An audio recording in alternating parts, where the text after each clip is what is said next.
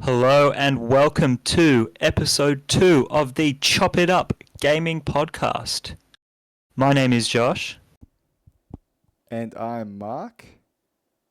and we are two mates who like to chop it up and talk gaming way too much. And we figured maybe if we post this on the internet, someone will listen to us.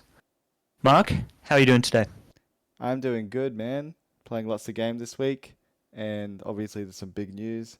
Keen to hear your thoughts and keen to share mine. Absolutely. Well, as Mark said, every week we discuss the latest and greatest in the news of video games. And we have three interesting stories for you this week.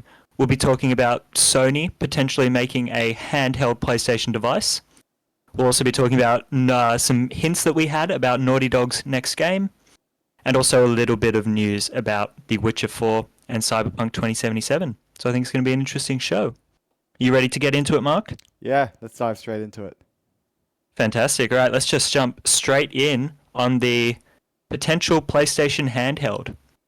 So this week we found out from some reporting by Bloomberg that has since been picked up, and I'm going to read an IGN article to you. We found out that Sony is reportedly set to return to the handheld console market with a new portable PlayStation that plays PS5 games on the go. Bloomberg reports that this unannounced handheld console is in the works now, although it won't be released for some time and may end up coming to nothing. Sony declined to comment. And I'm just going to read another line from this article. Sony's portable device is likely years away from launch, and the company could still decide against bringing it to market, the people said, asking not to be named in discussing private plans. So, we have a potential PlayStation handheld device that would play PlayStation 5 games locally. Mark, are you excited for this device? And what does this device need to do in order to succeed? Or even, can it succeed? What are your thoughts? Well, for context, I'm a sucker for PlayStation handheld devices. As a kid, I was absolutely addicted to my PSP, and even this year, I picked up a PS Vita for nostalgia reasons, playing some of the PSP games I loved as a kid. God of War, Chains of Olympus, Ghost of Sparta, Ratchet and Clank Science Matters, Daxter, even Jack and Daxter Lost Frontier, which everyone hates, but I loved that game as a kid. Um, so when I first heard of this news, obviously was pretty excited, but I think there are a couple of things that I'm a bit wary of. First off, I'm not sure how much it differentiates itself from the PlayStation Portal, which currently exists as a way to stream your PS5 games on the go.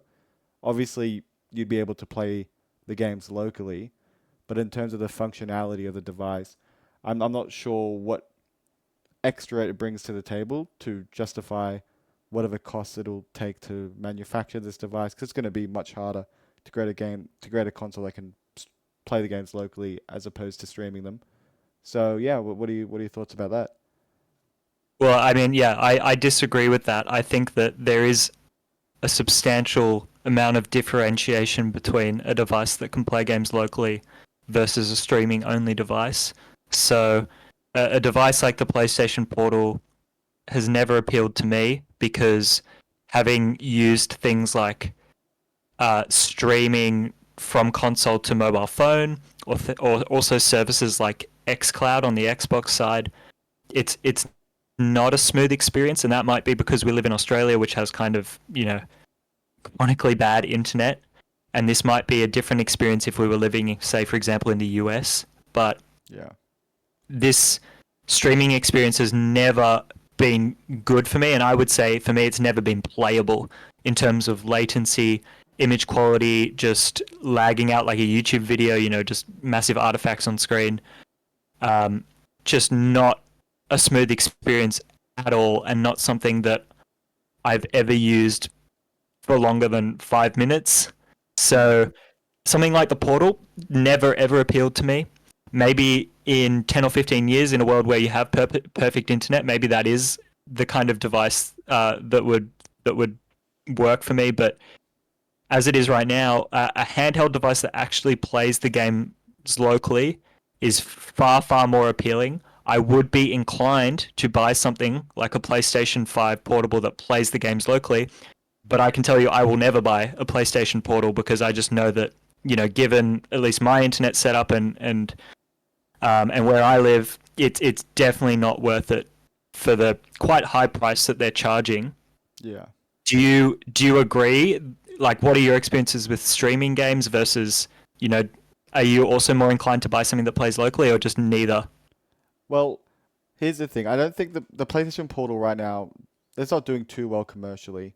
And I wager that the reason for that isn't necessarily because it is a it is a I guess device that can only stream the games. I think personally the PlayStation 5 library at the moment isn't sufficient enough to justify, creating a completely handheld device. I think devices like the Vita and the PSP were more personally appealing to me because they brought all new experiences. And I guess the word portable has kind of changed definition over the years. If you compare something portable like the Steam Deck, for example, it's this obviously massive, massive screen, um, feels great to use and all that sort of stuff. But if we're comparing that to the PSP or PS Vita, that's something that can genuinely just fit in your pocket like a mobile phone. Um, and so personally for me, I'd be more excited if it was that sort of portability where you had games like the PlayStation 5 library and those first party games, I think are best experienced on a widescreen TV or a great monitor or whatever. Having a portable device um, to play those games are just a downgrade, really.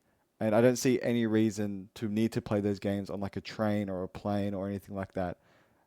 So yeah, that's where I stand on it. I mean, I take your point that it's definitely the best experience to play those big PlayStation games on a TV or on a 4K monitor. But those aren't the only games that you can play on the PlayStation Store. You know, I think there's a fair point that something like the Steam Deck benefits from that massive library of indie games that you can play, and they work, or they're the perfect kind of game to play on a handheld. But there's a ton of those games, not all of them, but a ton of them are on PlayStation. And if you're not a PC gamer or you don't have a Switch, all you have is a PS5. This might be a really nice complement to your main console because, say, if you're going on a holiday or if you just want to play in bed, you have the option to play those games that you already own and you can then play them portably, right? And like, yes, you can also play the big PlayStation games, even if they're maybe not necessarily best experienced on a handheld. If it's the choice between, say, not playing them on at all because you're on holiday, or being able to bring a portable with you, maybe you still do want to play them on the portable, and you're still going to have fun doing that. Well, yeah, But for me, yeah, oh, sorry, go ahead.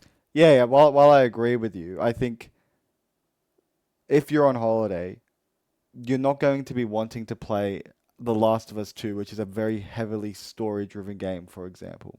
Um, and speaking of the Steam Deck, I think another note to point out is that I think this could potentially impact Sony's foray into the PC market because if they're releasing a portable gaming device that can play premier first-party games, its direct competition is going to be the Steam Deck. So they're going to be less inclined to put those first-party games on Steam, I think, to try and drive more uh, traffic, I guess, to the PlayStation portable device. Yeah, again, I don't know if I agree with that in the sense that the Steam Deck is a fantastic device. We both have one, but it is very niche in the sense that it's really for enthusiasts of PC gaming and it's very expensive. So I don't think a device like this really impacts Sony's PC plans at all. I mean, I think I view it as Sony has their established PlayStation audience. They want to capture some of that, Switch audience by allowing this PlayStation audience to play games on the go. And then they also know that there's this separate market of PC gamers who might never buy a PlayStation, and they're like, well, if they're never going to buy a PlayStation, we may as well sell them the games where they're at, which is on PC.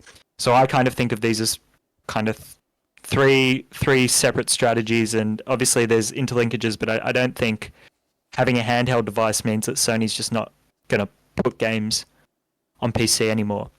I want to tell you two things that I think this device needs to succeed, if it is to succeed, or maybe three things. And I'm keen to hear your thoughts on this. So the first thing is this device needs to, and we've already discussed this, it needs to play the same games that you play on your main console. It should not be a device that has games separately developed for it, like a PS Vita or a PlayStation Portable. I don't want to be playing, for example, Uncharted spin-offs or God of War spin-offs on this device. I want to be playing the main game that I'm already able to play on my PlayStation.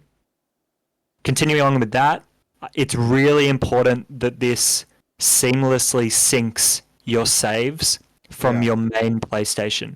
That's what's so appealing about the Steam Deck, is the fact that at no extra cost, your saved games go seamlessly between your main PC and your Steam Deck. So I can be playing Elden Ring on my main PC. I can go on holiday and play Elden Ring on the same save, continue making my progress, and then I can come back home and I can pick up exactly where I was at on my holiday. So that's really important, and that's an interesting one because at the moment cloud saves are locked behind PS Plus, and I think if Sony makes a device like that, like this, they're going to need to make cloud saves free. And then the final thing Sony needs to do here is it needs to have an appealing price. So it needs to be able to compete with its competition, which I would argue is not the Steam Deck mainly. I would argue the competition is mainly the Switch or the Switch 2.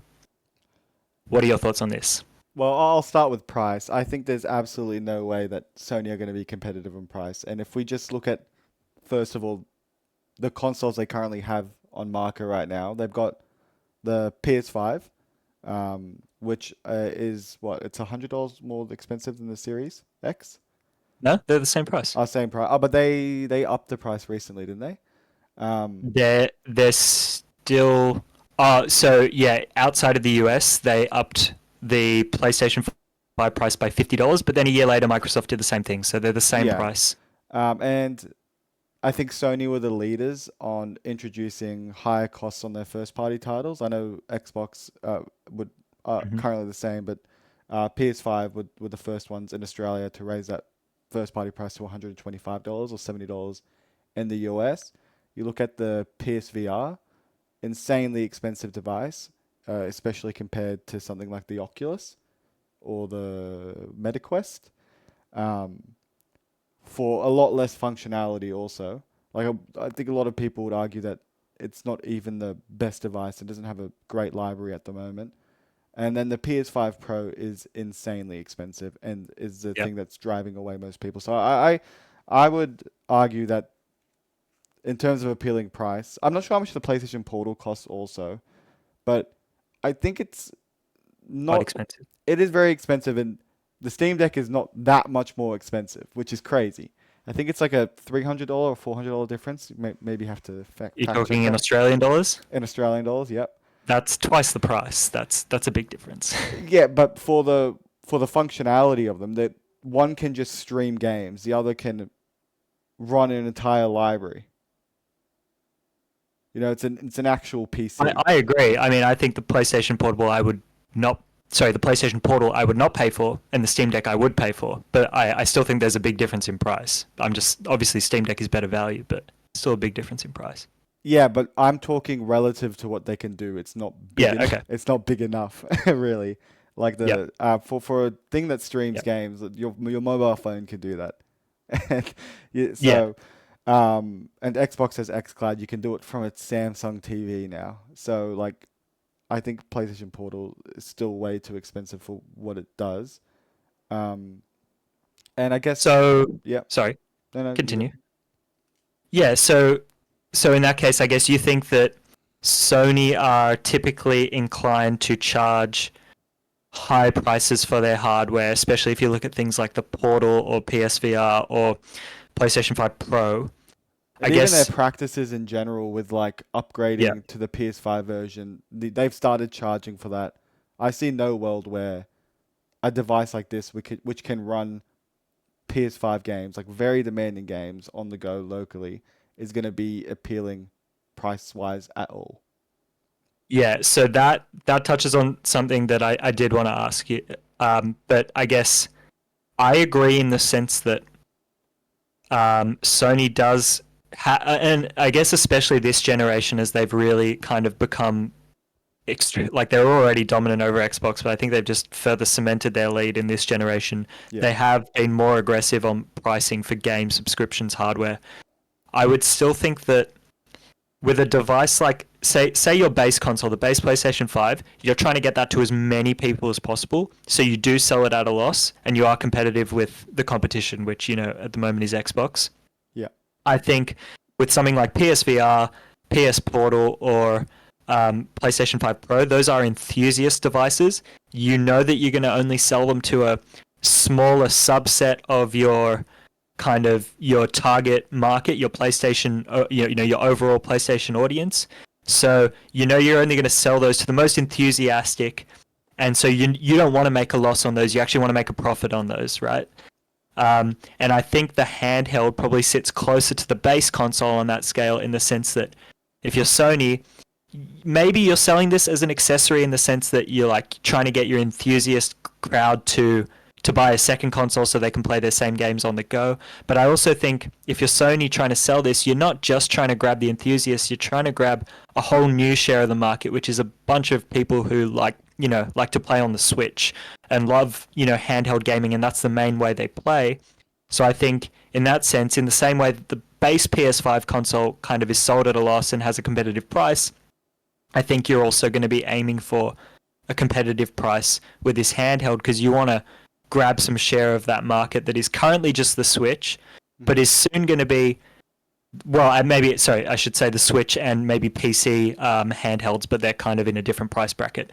But this market's soon going to be PS5 handheld, Switch 2, and an Xbox handheld. So I think if you're Sony, you probably try to be competitive on this. Something I do... Sorry, you go. Yeah, so I would argue that that Sony should be targeting those enthusiasts, and probably charging a price that's closer to making a profit on the manufacturing, and marketing and all that. I say this because if I was someone that only plays handheld devices such as a Switch or whatever, and I'm looking to get a device that can start playing, premier games, first party games, just generally. I think the Steam Deck is always going to offer a more compelling value proposition, because the Steam Deck also it is the best Xbox 360, PS3 emulator you can buy. Not in terms of actual emulation, but the Steam library is obviously so deep. And games like Metal Gear Rising, I feel is so good to play handheld, because it's a game you can beat in 3 or 4 hours. That'll never ever be possible on a PS5 handheld. Like, you can't even play that on a PlayStation unless you have the PS3. That's the only way you can play it on a PlayStation device. Xbox has it on Game Pass and that sort of thing. So if I'm looking for someone that plays handheld games, and games that are obviously best to play handheld, the Steam Deck is always going to be more compelling. Yeah, that's fair, but I guess I would just flip the argument around and say if the Steam Deck's always going to be more compelling, you want to come in substantially lower in price than the Steam Deck, right? No, but if they know, there's no way that Sony can make this handheld device more compelling than the Steam Deck, unless, apart from the fact that they can play the Sony first-party titles. And the people that love the Sony first-party titles would obviously already have a PlayStation device. So you want to target those people that want to play those games on the go. Fair enough. Yeah, it's very interesting, and I guess like this discussion just shows that it's pretty tough to kind of work out where this fits in the market. I guess the natural question then is, if they are aiming to run PlayStation 5 games, what kind of specs are they targeting for this kind of device? Like a Steam Deck can't run games. Well, it can't run PlayStation 5 games to the quality that a PlayStation 5 can run them at.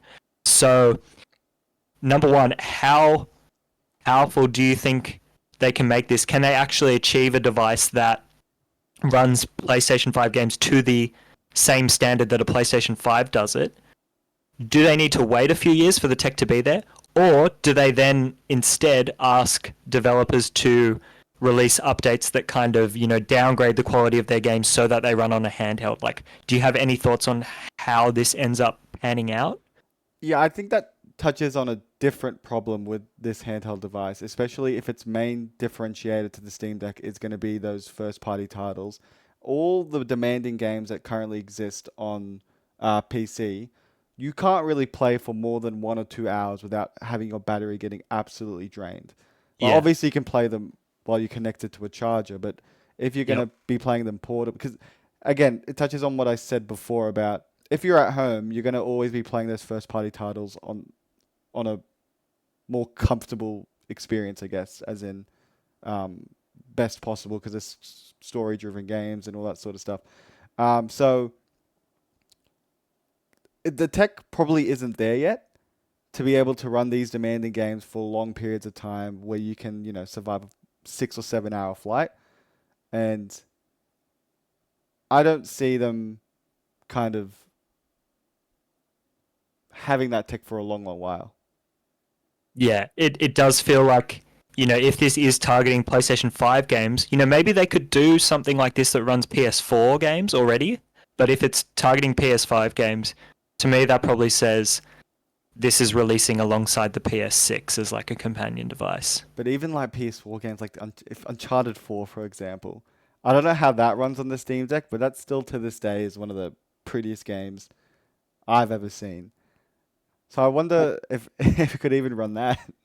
I think the Steam Deck actually does fairly well with most of the PlayStation games from what I've seen. Yeah, Um, the difference being, though, on a Steam Deck, it's a PC game, so you can turn down the graphics settings, whereas exactly. Yeah, this kind of device would be locked to whatever the settings are on PS5 base consoles, unless they got developers or they had some kind of algorithm to, turn the settings down or turn the resolution down, things like that. So that's where this is really interesting.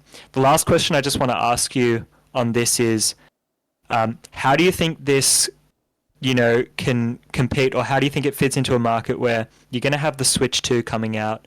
It's rumored to have things like DLSS, so it's going to have, pretty strong upscaling technology. It's going to, it sounds like it's going to be a pretty beefy console. You've got Valve working on the Steam Deck 2, which is maybe 1 or 2 years away. Will probably be a substantial jump over the original Steam Deck. And then you've also got Xbox saying that they're going to enter the handheld market. And in particular with Xbox, I think they have two advantages yeah, in the sense that they could either choose to make this their own handheld PC, where it just plays PC games, either off Game Pass or off a Steam library, in which case you have all the advantages of being able to turn down the settings to get it to run on a handheld, or they make it target the Series S spec, which is far more achievable than the Series X spec. So Xbox has that advantage too, and could potentially allow for a lower price. How do you think the PS5 portable fits into this market, or what are your thoughts on kind of this growing handheld market overall? well, I think the Switch will always be the king of portable devices for a Yep. number of reasons. I think Nintendo's suite of games suits that sort of portable mindset where games aren't too complex. It's easy to switch your mind off, and it's just good time killers like Mario or whatever. And the other thing is, if you're taking it somewhere portable and you're traveling with friends or family, you've got games like Mario Party, Mario Kart, all Yeah. that sort of thing, which makes bringing a Switch to a holiday a more compelling thing to do compared to Yeah. a Steam Deck or even the PlayStation device or Xbox device. I think an Xbox handheld would definitely have an advantage over the PS5 handheld, mainly because of its Mm. backwards compatibility. Um, I think a lot of people love playing handheld devices because they give access to games that, you know, aren't necessarily readily available. For example, I think, I, pointed this out before, but games like Tomb Raider, Metal Gear Rising, um, some of the older Devil May Cries, which I've been playing recently, I found Yep. have been best experienced on the Steam Deck, even over my PC. Um, and so having access to those games on the Xbox handheld is definitely an advantage, I think. And Like also Game Pass. and Game Pass, yeah, yeah. So it'd be interesting to see where this PlayStation portable kind of sits. Again, I think the main advantage will obviously be the first party suite, but again, I don't know how well that translates portably compared to some of the other games I've mentioned. Yeah, it's pretty interesting. I mean, overall, I think I'm really excited that the competition in the handheld market is heating up. I think it's for a long time it's just been Nintendo really in that space. There was obviously Sony kind of had the PS Vita and the PlayStation Portable, but I don't think they ever kind of reached the success of Nintendo consoles. But it's nice now that you are in this space where the games that you play at home are the same games you can play on the go, which has really just kind of been a recent thing, and that you do, say with a Steam Deck or with the Switch being a hybrid console, you're able to seamlessly transfer your progress. So I think that's key. That's definitely going to be something that's on the Xbox side. You're going to have that too because, you know, if it's a PC console, it'll naturally have cloud save. But Xbox also already has free cloud save for everyone. So you're going to have that through Xbox, and I think that's something that the PlayStation handheld will need to succeed. My hot take is that I personally would love a device like the PS Vita that that has the spin-offs, has portable That's spin-offs. interesting. Okay, so why? Well, I think a lot of it is attached to nostalgia. Some of my favorite games playing as a kid were spin-off games. So that's probably the main driver for why I want things like that. But the other thing is, I think it's just a unique experience that's tailor-made for the kind of portable lifestyle, I guess. Um, I've mentioned this point plenty of times now, but um, with the first party titles that Sony releases generally, I think again, I don't think they'd be well You don't placed want to play them portable. handheld. You want to Yeah, play them on a TV. exactly. But when they create games, they could make some really good games that are just so fun to play, uh, like on a train or traveling or anything like that. Mainly due to the scope. I think they understand that I don't really want to get immersed into a massive open world while on this tiny screen. And so they've kind of limited the scope. They've limited some sort of the mechanic. Like the mechanics aren't too complex. It's kind of switch your mind off and just kill some time while you're traveling.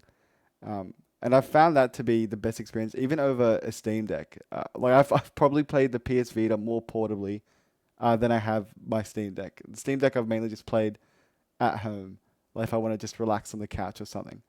So yeah, that's where I stand on it. Yeah, that's a really interesting take, and I can completely see where you're coming from in the sense that it is nice to have games that are specifically designed for the hardware you're playing them on. I guess the only concern is that, like in the past, it's kind of been Yeah, evident that commercially, yeah, it yeah, just gets neglected, right, a by hundred percent, developers, 100%. and that's the tricky part. I think for me, yeah, it's more about like I just like having the ability to play the games I'm already playing when I don't have the ability to bring my PC or my console with me, and that's something that appeals to me, and that's why I like the Steam Deck. But um, yeah, I think it fascinating. We'll see how this all pans out. We're probably a few years away, Yeah, but maybe we'll start to see some kind of leaks, or maybe we see how the competition evolves over the coming year or two. I I really want to. hope. I really hope the design isn't anything like the PlayStation Portal because It's pretty ugly. there's no way I'm carrying that around. There is Yeah, absolutely no way. So hopefully they change up the design.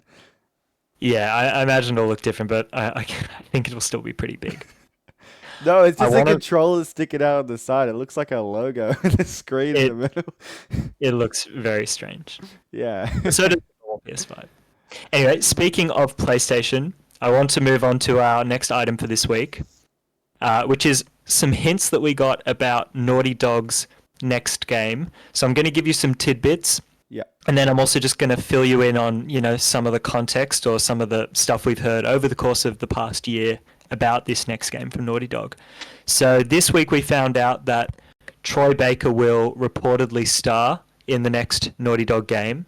That's good news. And Neil Druckmann also said that this is the most excited he's ever been for a project. And I'm going to be honest, he's probably the most excited he's ever been for a project, for every project he does, but still exciting. So that's what we learned this week. And just as a little bit of background, we also, we over the last December, we heard, that Naughty Dog had cancelled their Last of Us Online game. And kind of in that announcement, they said, we have more than one ambitious brand new single player game that we're working on. More than one. And then in February, we were teased that The Last of Us Part 3 will likely be made one day, with Neil Druckmann saying that he had recently kind of found a concept for the game and that there's probably one more chapter to this story. Yeah.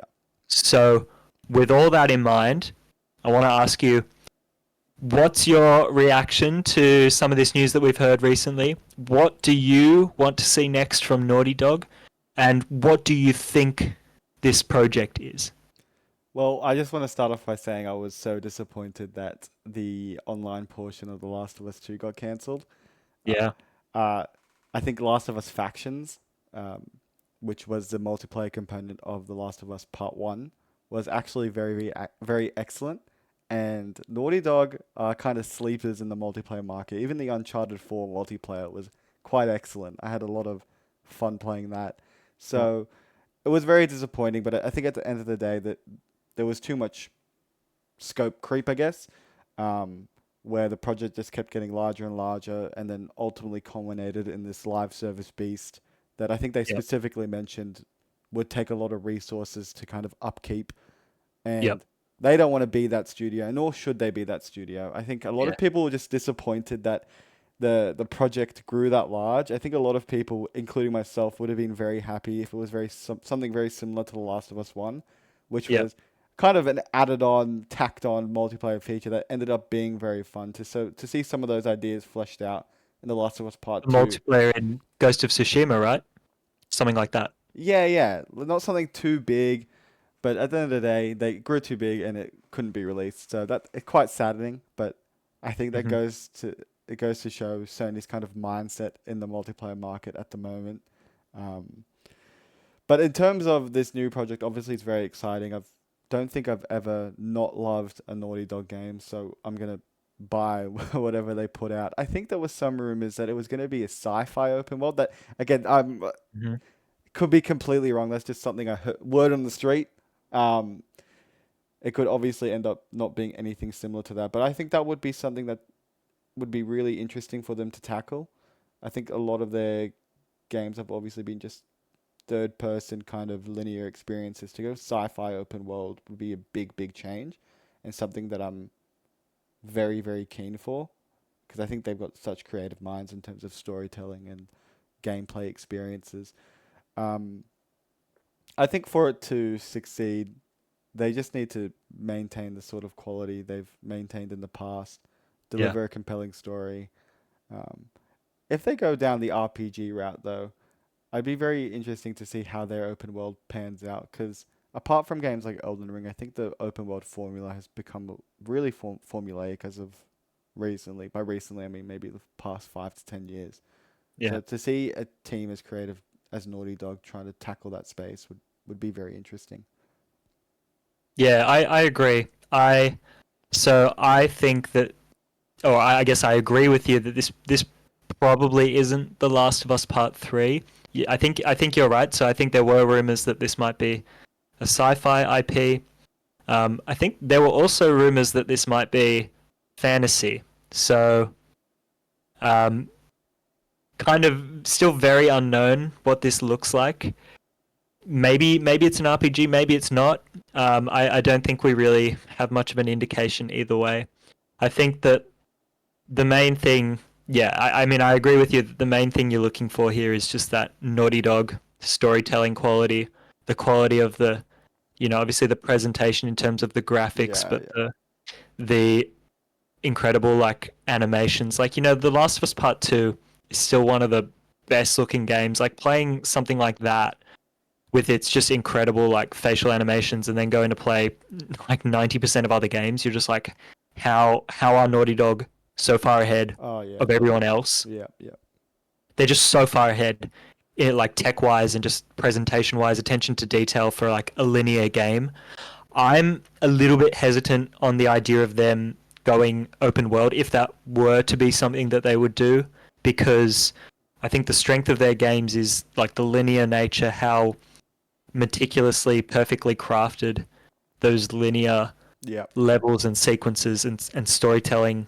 How perfectly crafted all of that is, and I don't know if you can do that in an open world game. I know they experimented a little bit with it in in one of the Last of Us early 2. levels of Last of Us Part Two, Yeah. and this is a hot take because I think most people really like that part. I don't like that part. I find it a bit of a drag, I but completely agree. I was gonna say that next. I yeah, completely. That's one of the weakest parts of Last of Us 2. Anyway. agreed. Yeah, I think these games work best when you're being just hurled through some kind of action sequence or some just emotional devastation in the case of The Last of Us. I think that's their strength, and I would love to be proved wrong. I would love for them to go make a genre-defining open-world game like, like an Elden Ring or a Breath of the Wild, with the Naughty Dog storytelling touch. That'd be fantastic. I would just hate to see Naughty Dog turn into a more standard Ubisoft style open world game or a Horizon Oh, kind God of forbid. game. I don't want to see that. I want, either make a groundbreaking genre defining open world game, something really high quality, or stick to what you're good at, make a fantastic linear game and just continue to blow everyone away with how you can push the tech and how you can push storytelling and the gameplay. On the other side of that, though, I think a lot of strength of some of the open world RPG driven games are choices you make. I think the That's true. maybe the most. I think the if they were to create a sci-fi RPG, not quite open world, if they were to make that sort of game, I think the closest thing to it would be Mass Effect, um, Hmm. in terms of how the game is structured. And if they could do something like that, which obviously Mass Effect trilogy, in terms of making choices and having that drive, what the story looks like is probably the peak of the industry at the moment. Um, if they could have a go at that, I think they could really create something genre defining. And in terms of open world, as you say, it would really suck if they went down the Horizon Forbidden West route where it's kind of your bog standard open world checkmark chasing sort of experience. But I Yeah. don't see Naughty Dog doing that. I think they've always been on the edge of the industry, Yep. and pushing it forward. So I just personally be really interested to see how they do it, because I would have said the strength of a game like Dark Souls, um, would have been, those tight linear, well, not Yeah. quite linear, but Hmm. those tight mazy areas where it's not really an open world in your typical sense. Um, but the atmosphere in some areas like Sen's Fortress, or in Bloodborne, the Cathedral Ward, anything like Yeah. that. Yep. Um, and then they made Elden Ring. So I really trust Naughty Dog if they were to go down that route. But as Yeah. you say, it would be really disappointing if they go down that route and aren't quite able to hit it off, because everyone will just be saying, "Oh, why don't they stick to their strength and blah blah blah." Um, but yeah, it'll be interesting to see what they do next anyway. Yeah, I think that's a fair point in that you said, don't underestimate Naughty Dog. They don't disappoint. They've they've always made fantastic games, and they like, I guess they know what they're doing. Yeah, So yeah. you're right. If Naughty Dog decides to make an open world game, they'll probably show a trailer, and I'll watch the trailer. And if we're still doing the podcast at that point, I'll be like, God damn, this game looks amazing. Yeah. Naughty Dog has done it again, and I'll just completely eat all my words from today. So I do trust Naughty Dog. If they think that their game should be open world, I trust them to deliver a really good open world game. I But I think would still like to see a linear game. We don't get enough linear games. that is true. I think the bottom line of this argument is we're going to be buying that game regardless, whatever it is, Yes, I because think that's right. it's Naughty Dog. Yeah, we're going to buy this game and we're going to probably really, really like it. And it's Yeah, probably going to get really, really high review scores. So yeah. Neil before we Druckmann move first. on, Yep. I do want to ask you one thing. So, I think we're both in agreement that this is very likely a new IP. It's a new game. Where does The Last of Us Part 3 fit into all this? To me, that seems like the game after this one. Yeah, I mean, I don't know if part three gets created if it wasn't for the success of the TV show, to be honest. Because I think prior to the TV show, he was very conservative on the idea of The Last of Us Part 3, unless there's something really, really compelling. And although I like the Last of Us universe, I've always attached the Last of Us universe to Joel and Ellie, and I really feel that their story arcs have kind of concluded. Well, Mm. obviously Joel's, but Wow, spoiler. but yeah, with Ellie's, I think they wrapped her story arc very, very well. I know there's the whole Abby arc, and I feel if they make The Last of Us Part 3, Ellie won't play a major part in it. I'd be surprised. I think they go down the Abby route more so and talk and explore her relationship with what was Lee Lev. Lev. Nearly. Um, so that's where I see The Last of Us Part 3 coming in. I don't know. They've technically made like 5 Last of Us games if you count all the remasters. So they're really milking it at the moment. I think I would actually be quite disappointed if Last of Us Part 3 is next. I don't think it will be. I think we're both in agreement on that. Yeah. Um, and of course I'd still play it and probably love it, but I'm kind of ready for something fresh and maybe a couple more games that are fresh before we go back to The Last of Us and kind of give that more time to breathe, especially with the TV show. And Mm. then going down a completely different route within the Last of Us universe, creating new compelling characters, or even, as I said earlier, going down the Abby route.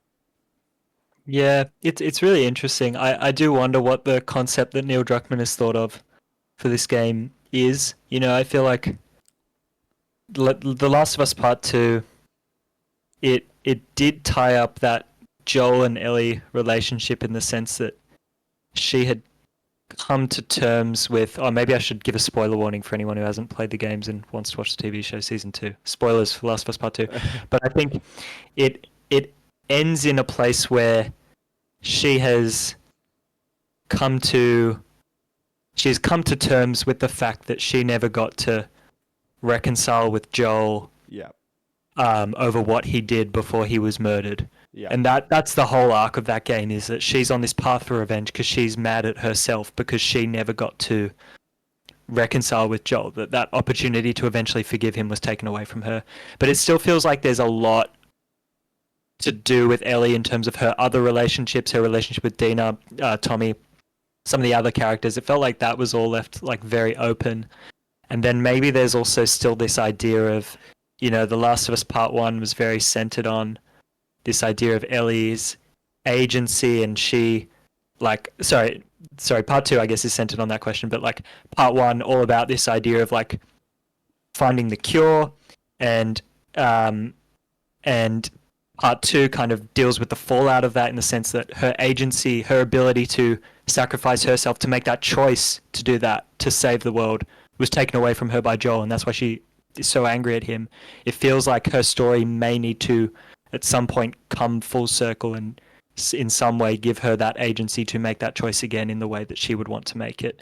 So I don't know. I think that's maybe where something like Part 3 would go. I'm probably completely wrong though, and Neil Druckmann probably has completely different ideas to me, and I'll probably like his ideas more than my own.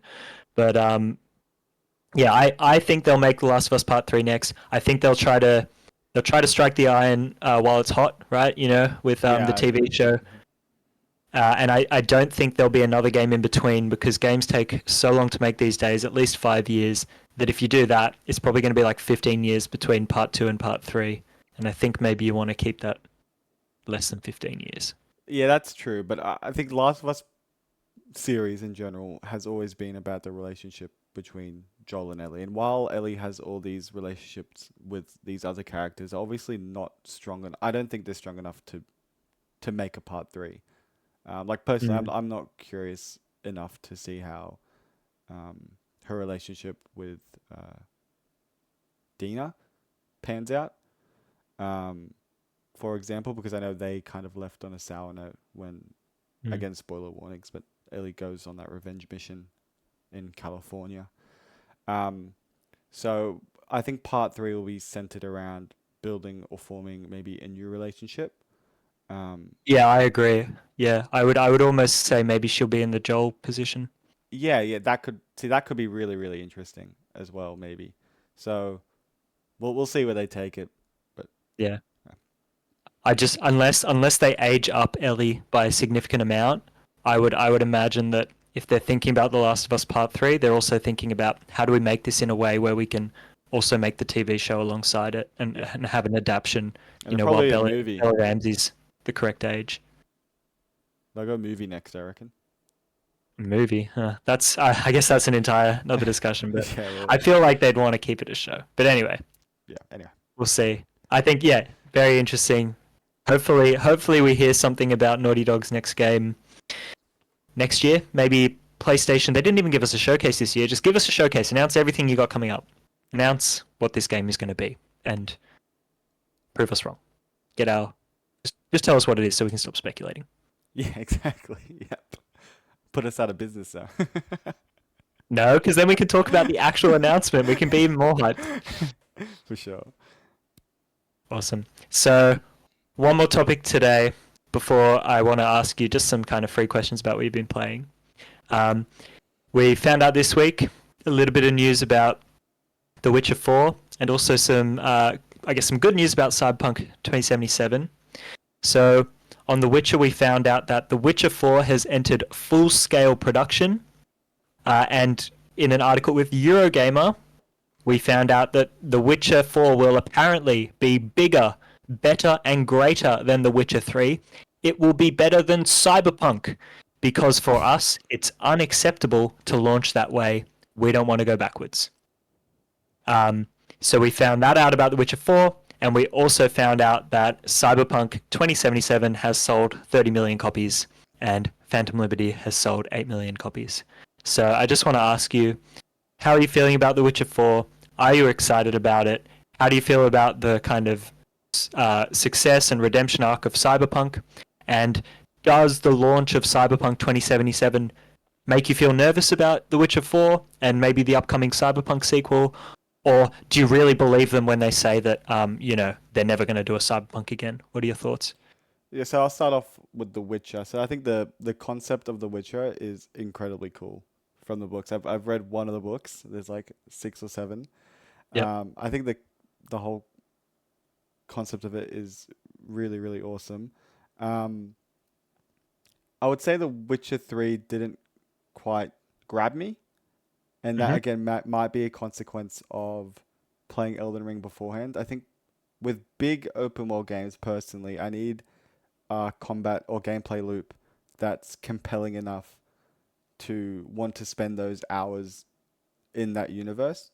And Yep. although you can tell that the storytelling quality and I guess the overall open world is of a pretty high standard, I, the combat systems didn't quite click with me enough for me to want to keep playing, which again might be a bit surface level, but that's just how I mainly experience those sorts of games. I think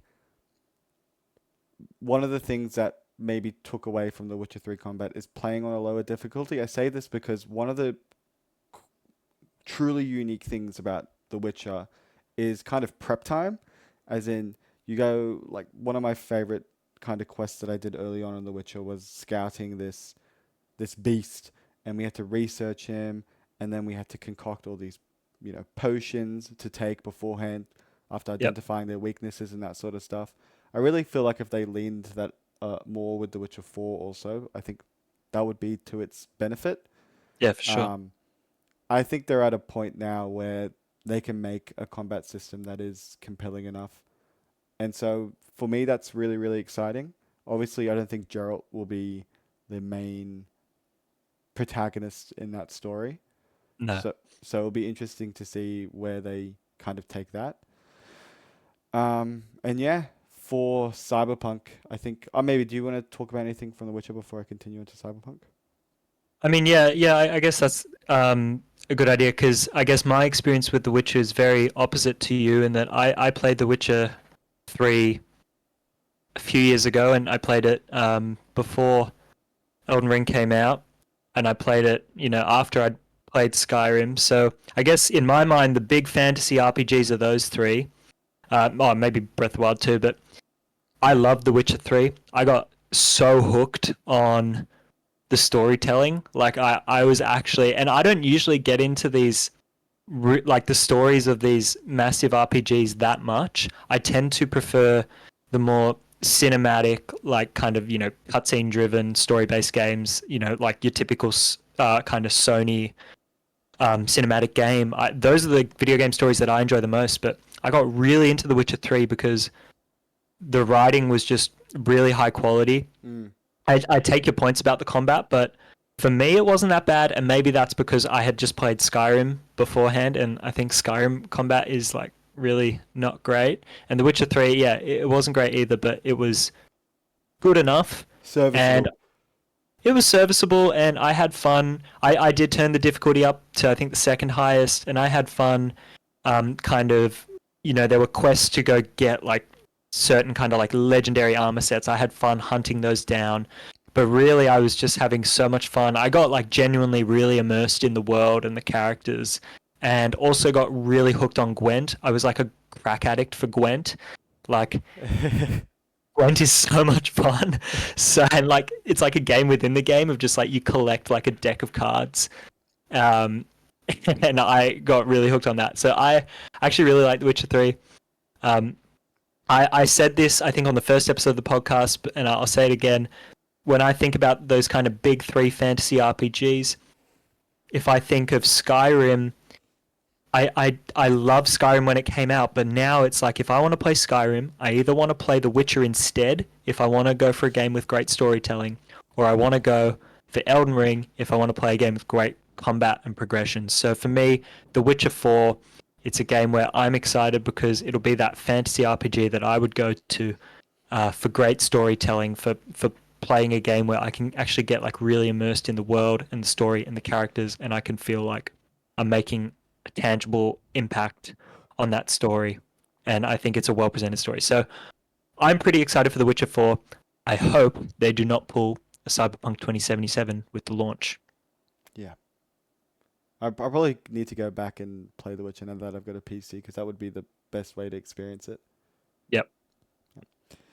For Cyberpunk, it feels like I was one of the few people that loved it on launch, but I feel at the time a lot of people loved it and kind of maybe walked that back a little bit after everything came to light with how the launch of the PS4 and uh, Xbox, uh, the last gen Xbox One came about. But I genuinely thought it was a excellent game. Um, Again, the biggest strength to me was probably the writing. Some even the side quests, some of the stories that they were telling within those mini side quests that you just stumble upon were really, really compelling for me. I thought the combat was great. I loved the build diversity. Like I went into more like cyber stuff and attached things to myself and became this guy that had like katanas and praying mantis blades coming out my back, just going Yeah. around mowing everything down. It's cool. It's really, really cool. Um, and the immersion and building in that game is also really, really well done. Maybe not the open world structure in itself, Yeah. um, but the way they can make you feel immersed in Night City, I thought was excellent. And it kind of coincides with what you were saying about The Witcher. I obviously didn't It's the get same thing I'm saying. Yeah. I think we had the same experience in different games. exactly. So I think that goes to show the quality of CD Projekt Red. Um, and obviously they fumbled the launch of Cyberpunk quite badly, but that was Yeah. never a game that was going to run on successfully on last gen consoles. But obviously with the Yeah. timing of when it came out. I think they should have just bite the bullet and said this can't run and just Well, released they it on should next have gen. maybe held it back a year. Like, is it even playable on PS4 and Xbox One No, now? I But mean, I no, did. I mean they should have held the entire game back a year Yeah. For for every context, platform. I got really close to the end of Cyberpunk, and experienced a lot of crashes on a PS5, Yeah, mind you, um, which kind of broke the immersion quite a fair bit. So yeah, I think yeah, it definitely needed another year in the kitchen. But I'm glad they've kind of redeemed themselves because I think the yeah, overall quality of that game is really really high. And even I've never watched an anime in my life except one, which is Cyberpunk Edge Runners, and that was truly truly excellent. And I think a lot of that has to do with the ideas and concepts they bring up, introduced by the game, are really really interesting. Um, and so yeah, I mean, I think it was a great game, and I'm all for a sequel. But it, as you said earlier, these timelines of games are so long. I don't think we'll get Cyberpunk 2 for a very, very long while. Like I'm talking maybe 8 or 9 years yeah. personally. But yeah, I mean, if they can deliver something close to the experience I had with Cyberpunk with Witcher 4, for example, I'm gonna be all over that because yeah, fantasy's kind of an endless sort of well to pick from, I guess, in terms of Yeah, storytelling. yeah. I think it's great to see that Cyberpunk has redeemed itself and it is doing really well. It should never have been released in the state that it was in. That's like unexcusable. And you know, you can't give them too much credit for just fixing the game that they shipped broken. Yeah. But regardless, it is great to see that that game that so many people wanted and were promised for so many years has kind of eventually been realized, and the game is being rewarded for that. And I guess the success also does, they already had greenlit the sequel, but this just confirms, yeah, like Cyberpunk is a franchise that's here to stay. And that's great for everyone who loves it. So Yeah, like, I don't know if you're aware of the initial timeline, but like we were promised multiplayer for Cyberpunk, yeah, that's which right. I think everyone quickly realized was never going to happen. That's not going to happen yet. And what I appreciate about Cyberpunk is I think its RPG elements are kind of actually limited in scope, which a lot of people might actually dislike, um, compared to something to The Witcher, of course. Um, but in terms of build crafting, it it's kind of narrow. Like you can go down, your guns blazing. You go down your cybernetics, I think they're called, or you Yeah, go down the hacking path. But I actually quite appreciated that limited scope where I could more focus on getting immersed in the world. fair Um, enough. Yeah, so it'll be interesting to see how they approach that in Cyberpunk 2, yeah. Cyberpunk 2078. 2078 or 2087 We'll or see. 2177. Who knows? 3077. I'm guessing 3077. 3077. Damn, we're going way ahead. Yeah. Yeah, yeah, definitely looking forward to it. But yeah, it's gonna be a long time before we hear about next Cyberpunk. But keen to see what The Witcher 4 will look like in the meantime. And I'm very keen to play Phantom Liberty because I haven't got a chance. I've bought it. It's in my Yep, Steam library. So just waiting for some nice, time to play Phantom Liberty because that looks so cool. Keanu Reeves and Idris Elba, like, jeez, good combo. great combo. Yeah. Well, we'll be looking forward to those games. With all that said, that is kind of the news for this week. I just want to spend a little bit of time just chopping it up with you, chatting, chatting whatever we feel like. Yep. I want to ask you, what have you been playing recently? So I've embarked on an awesome journey. It's been crazy, like a couple of months, I think, just playing one series, and that series is Devil May Cry. So I played Devil May Cry 1. I played a little bit of Devil May Cry 2, but anyone that knows the Devil May Cry series knows why you should avoid that one. So I just How wanted bad to. is it?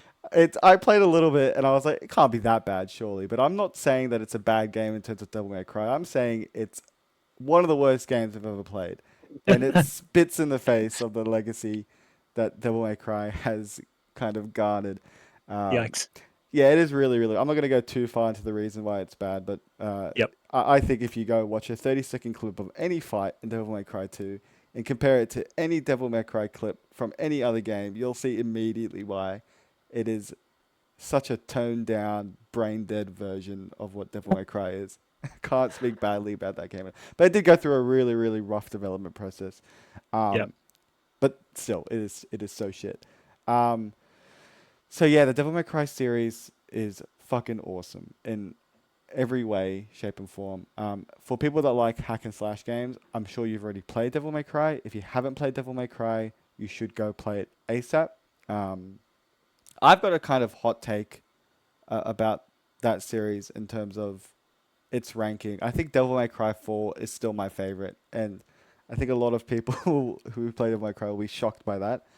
Um, but again, that was actually the first Devil May Cry game I played back in 2008. So maybe a lot of it is attached to nostalgia, but the overall vibe and aesthetic of Devil May Cry 4 is the one that I kind of suited, like attached to the most.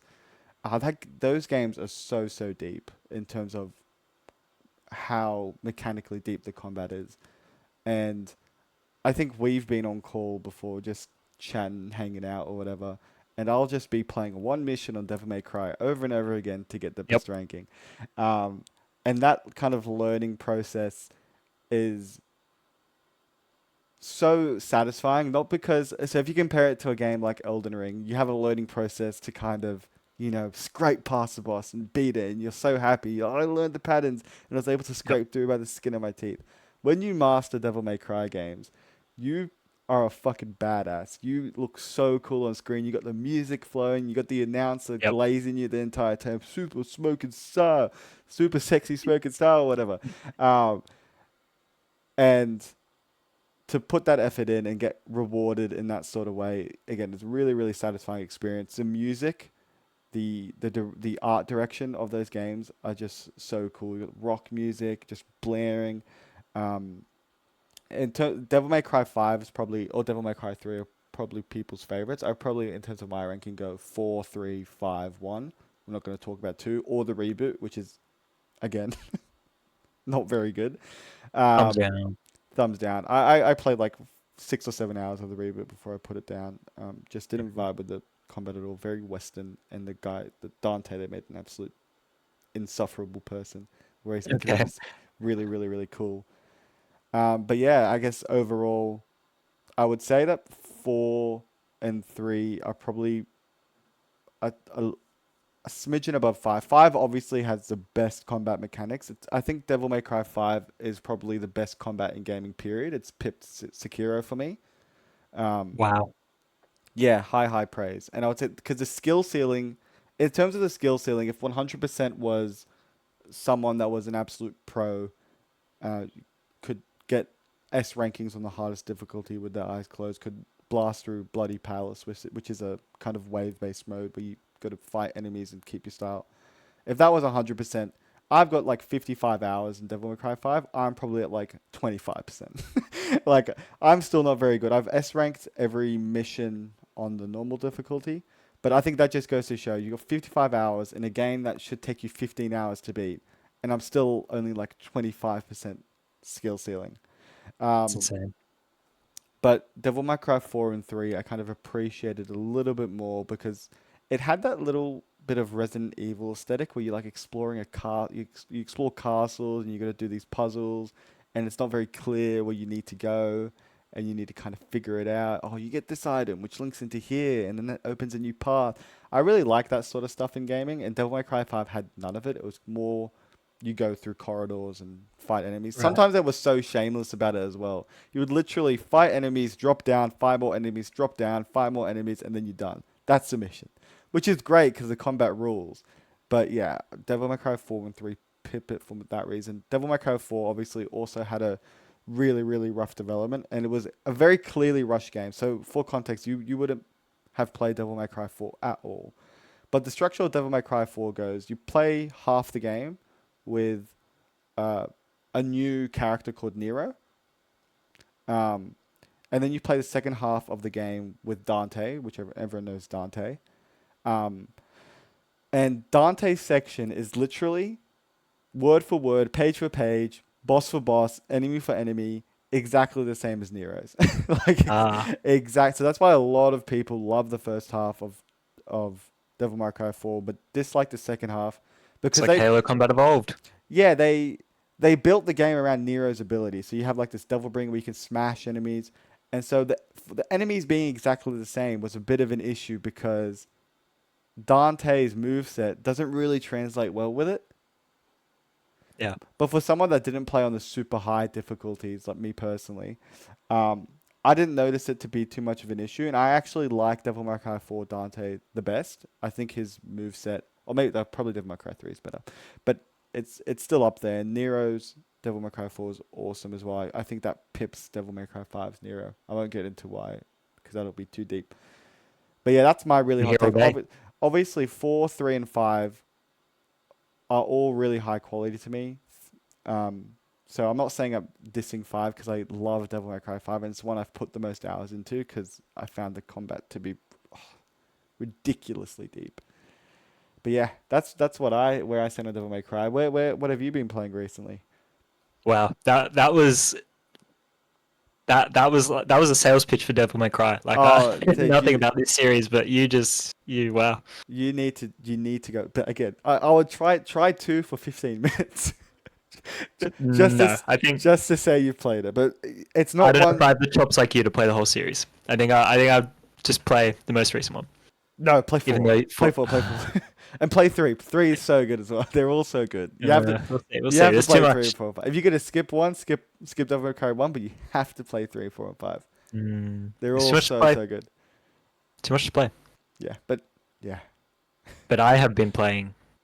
Well, I've been playing two main things. I have recently, last night, finished Shadow of the Erd Tree again, and I'm not Woo! going to speak much about that because everyone who ever listens to this is going to think that Elden Ring is the only game I play, I just which want is to true, ask but I one don't want question. everyone to think that. I have What's one that? question. I want to ask you about Radahn. Go. How was he up? So you've beat him pre-nerf and post-nerf. Yeah, Was he that much better?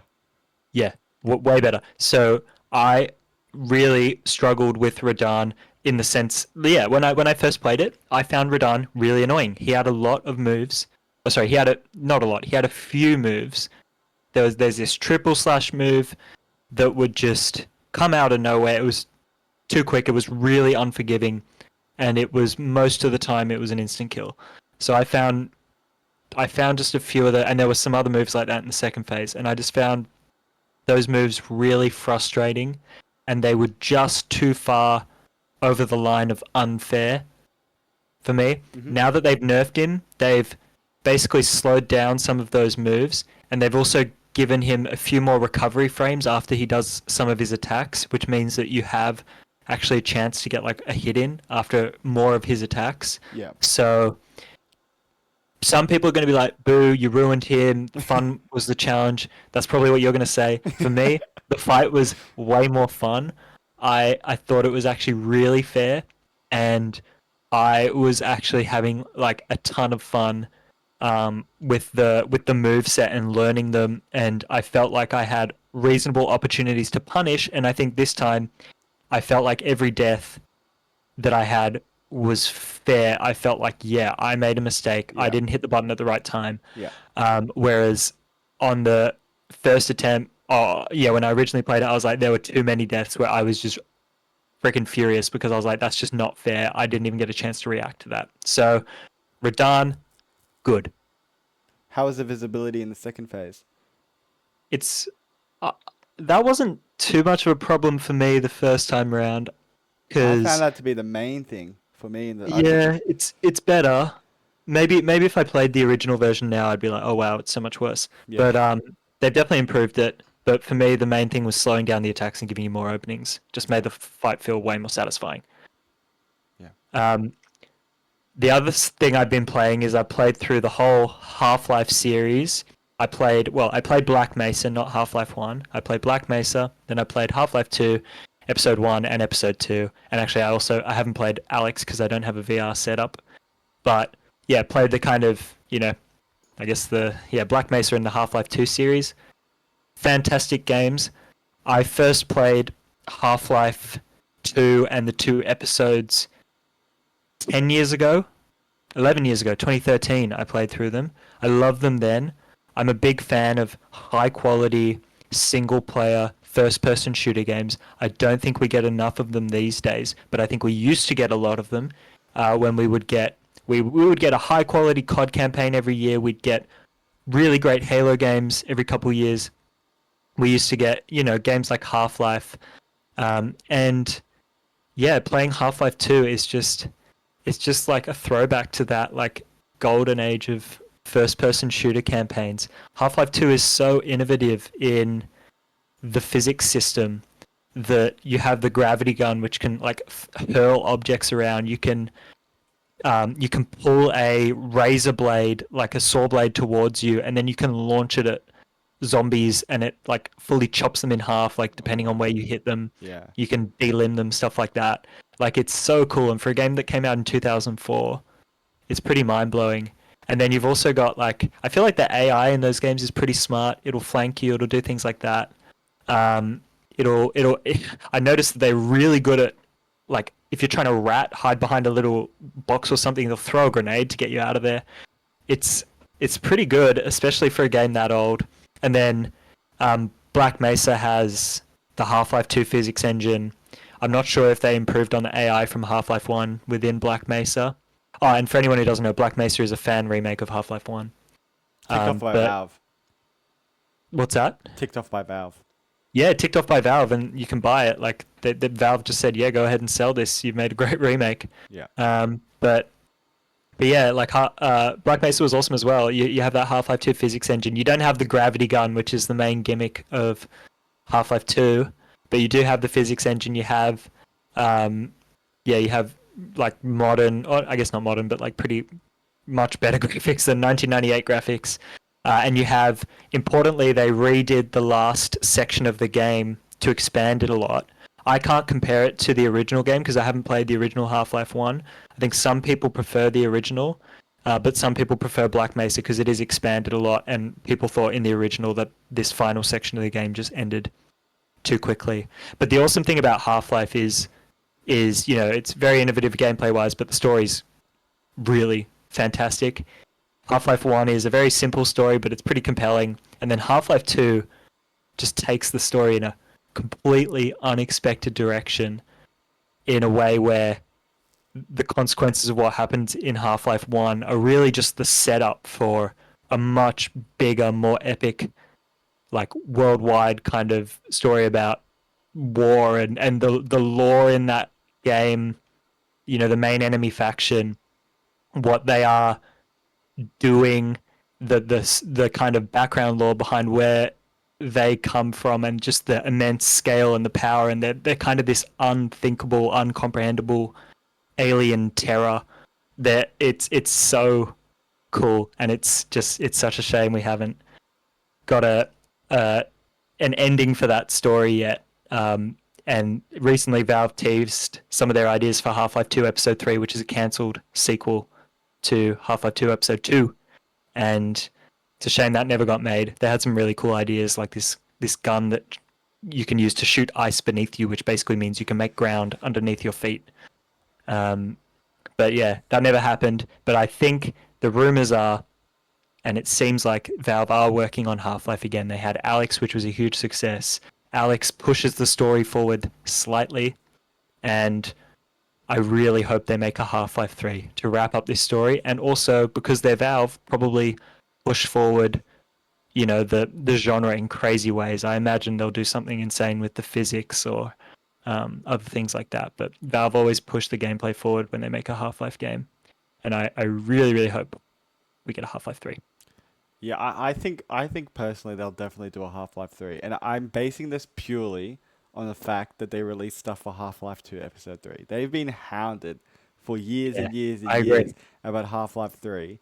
There is no way they release a kind of a snippet. I think they just did gameplay snippets and talked about the development process a little bit. There's no way they release that and then say, "Yeah, that's what you could have got, and you're never getting it." So, Yeah, I think they'll definitely do it. And Yeah, for me personally, I've played a bit of Black Mesa. I think that's gonna be my next game. And I wanted to ask you, Yep. based off that chat, I think I'm right after this call. I'm gonna hop on some Black Mesa. You've made it Uh-huh. sound very, very fun. So that's gonna be my next game. I wanted to quickly ask you to wrap up the podcast. Well, what are you Yep. planning on playing next? You know what I'm planning on playing next. You just want me to say it. I am playing Bloodborne because I've Awesome. been slowly working my way through the Souls series since I first played Elden Ring in 2022, and have subsequently played Elden Ring 5 times, and it's enough. No more Elden Ring. I've played Dark Souls 1. I've played Sekiro. I've played Dark Souls 3. Bloodborne is next. I'm gonna do it. I'm very excited. I've played 2 hours of it, like at the start of this year, and then I played Sekiro instead. But I'm going back to Bloodborne, and I'm gonna beat up some big beasts and hunters. I think that's the vibe in it, and it's gonna be Victorian and scary. And I remember a lot of screeching, so I'm Yeah. ready for some screeching. But I'm very excited to play Bloodborne. Welcome to Yarnum. You're gonna enjoy it. I'm jealous. You're a lucky bastard. You haven't experienced Yeah, Bloodborne yet. It is awesome. Make sure you play the DLC, which I'm sure you will. I will. Yep. Um, Very, very excited. And also Cyberpunk, that's my other next game. I've started it a while ago, but I think I'm going to restart it and try to play through the whole thing because I've wanted to play that for ages and I just haven't had the time. But I think those are the two next games. yeah, and I'm very keen for that episode where we discuss the Souls ranking. We won't go into it at all now, but I'm very keen for you to finish Bloodborne and Dark Souls 2, and then have you played Demon Souls? I have not played Demon Souls either. I own it, Yeah, but have not really played much. I've played like the first 2 hours, then Elden Ring came out, and then yeah, I got hooked on Elden Ring. which is fair enough. So I'm Yep. very keen for you to finish that game so we can have I assume will be a very lengthy discussion. Yes, and we will call in one of our expert friends as well, won't we? Yes, we will. It'll be a good episode. But yeah, Yeah. Well, do you have anything else you would like to add before I wrap this up? Anything that you're excited about playing next that you want to talk about, or I just heard you talk about Half-Life and how you love, you know, yeah, you're gonna play that? yeah, but also I wanted to implore you to play BioShock if you haven't already. I know. If Okay, you like okay. high quality first person Yep. story driven shooters, Good point. then BioShock needs to be high on that list. It is That incredible. that does sound like it's up my alley. So Oh, I think it is so far up your alley, and that's the reason I'm gonna yeah. play Black Mesa next. I'm gonna prioritize that next because I love BioShock Okay. so much, and if I get anything close to that Yeah. experience in terms of getting my mind blown, Black Mesa will be a good time for Yeah. sure.